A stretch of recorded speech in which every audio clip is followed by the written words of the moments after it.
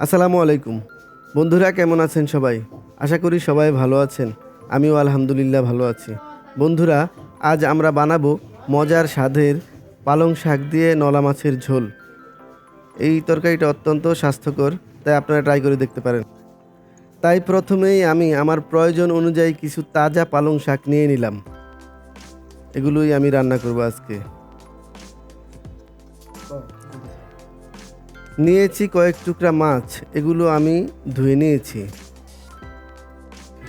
এখানে নিয়েছি কয়েকটি কাঁচামরিচ ফালি করে, নিয়েছি পেঁয়াজ কুচি, ধনিয়া পাতা কুচি এবং রসুন কুচি। এখানে নিয়েছি আদা রসুন বাটা এবং জিরা বাটা। এবার মাছগুলো একটি মিক্সিং বোলে নিয়ে নিলাম। দিয়ে দিচ্ছি লবণ এবং হলুদের গুঁড়া। লবণ এবং হলুদের গুঁড়া দিয়ে মাছগুলোকে ভালোভাবে মেখে নিয়েছি।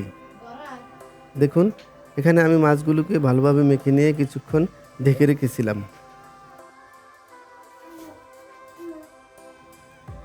এবার আমার ইন্ডাকশন চুলায় একটি পাত্র বসিয়ে তেল দিয়ে নিলাম এবং চুলাটা চালু করে নিলাম। তেল গরম হয়ে গিয়েছে, তাই এক এক করে মাছগুলো তেলে দিয়ে উভয় পাশ ভালোভাবে ভেজে নেব। বন্ধুরা দেখুন, এখানে আমি মাছগুলো আস্তে আস্তে দিয়ে দিচ্ছি। তেলও আমার গরম হয়ে গিয়েছে, ভালোভাবে উভয় পাশ ভেজে নেব। সঙ্গেই থাকুন বন্ধুরা, আর আমার ভিডিওগুলোকে শেয়ার করুন এবং চ্যানেলটাকে সাবস্ক্রাইব করুন। মাছ ভাজা হয়ে গিয়েছে, তাই উঠিয়ে নিচ্ছি। এবার মাছ ভাজা তেলের মধ্যেই দিয়ে দিয়েছি পেঁয়াজ কুচি এবং ফালি করে রাখা কাঁচামরিচগুলো।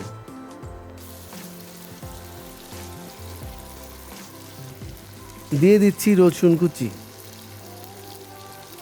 এবার পেঁয়াজ, কাঁচামরিচ এবং রসুন কুচিগুলো ভালোভাবে তেলে ভেজে নিচ্ছি।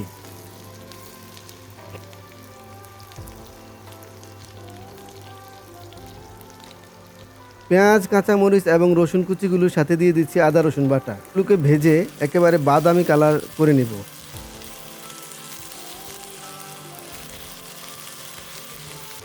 দিচ্ছি স্বাদ মতো লবণ, দিচ্ছি হলুদের গুঁড়া, দিচ্ছি শুকনো মরিচের গুঁড়া।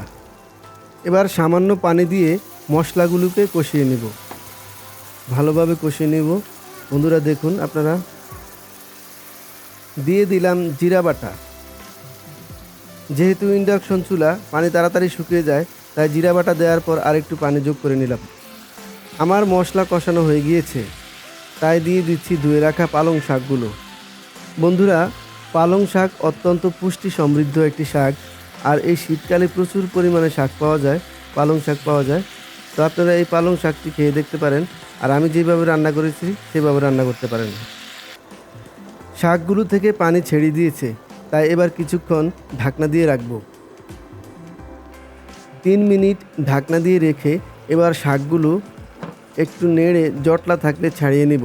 বন্ধুরা, যারা আপনারা প্রথম থেকে আমার সাথে আছেন তাদেরকে অসংখ্য ধন্যবাদ, আর যারা নতুন যোগ হয়েছেন বা নতুন দেখছেন আপনাদেরকে অসংখ্য ধন্যবাদ। আমার ভিডিওগুলো ভালো লাগলে অবশ্যই শেয়ার করবেন আর চ্যানেলটাকে সাবস্ক্রাইব করবেন। আমাদেরকে জানাবেন আপনাদের কোন রেসিপি পছন্দ, আমরা বানিয়ে দেখাবো। শাক প্রায় সেদ্ধ হয়ে গেছে, তাই ভাজা মাছগুলো এক এক করে দিয়ে ঢাকনা দিয়ে রাখবো।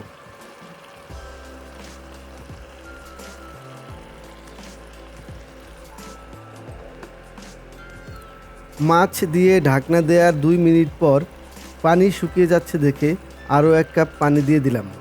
বন্ধুরা, আমাকে অনেকে রিকোয়েস্ট করেছেন ইন্ডাকশন চুলা এবং ননস্টিকে আপনাদেরকে রুটি বানিয়ে দেখানোর জন্য, তাই আমি আমার পরবর্তী ভিডিও নিয়ে আসছি ইন্ডাকশন এবং ননস্টিকে রুটি বানানো।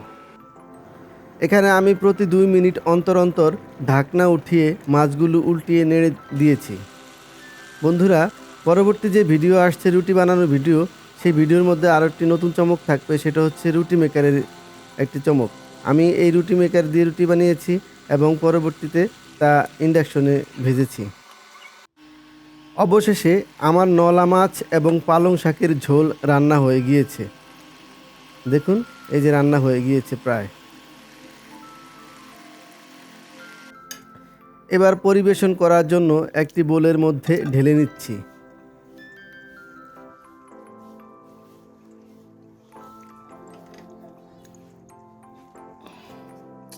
এবার উপর দিয়ে দিচ্ছি কিছু ধনিয়া কুচি।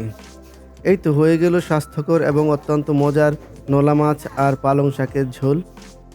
আজকের মতো এখানেই বিদায় নিচ্ছি বন্ধুরা। ভালো থাকবেন, সুস্থ থাকবেন, ভালো ভালো জিনিস রান্না করে খাবেন, স্বাস্থ্যকর জিনিস রান্না করে খাবেন, এই প্রত্যাশায় আজকের জন্য বিদায় নিচ্ছি। আল্লাহ হাফিজ। আসসালামু আলাইকুম রহমতুল্লাহি ওয়া বারাকাতুহু।